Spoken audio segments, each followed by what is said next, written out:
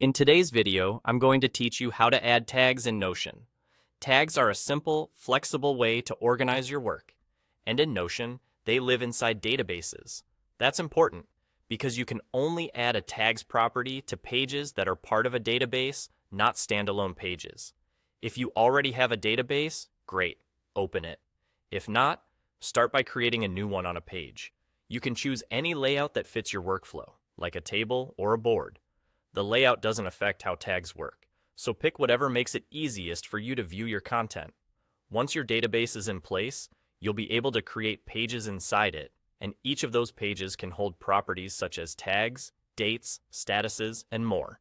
Create a new page within your database and open it. You'll see the property area at the top of the page. This is where all the structured information for your database entry lives. To add tags, click Add Property. Give your property a clear name, like tags, so you and your teammates immediately know what it's for.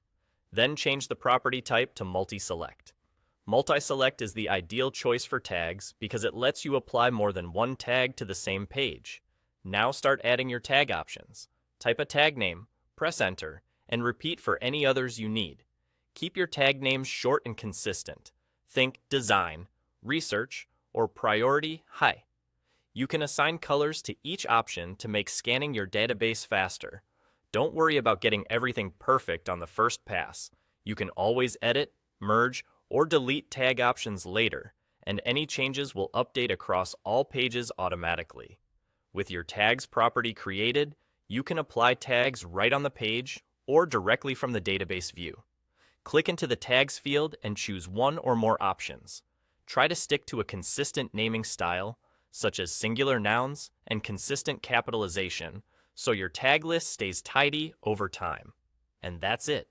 Your page is inside a database, you've added a tags property as a multi-select, and you've created the options you need.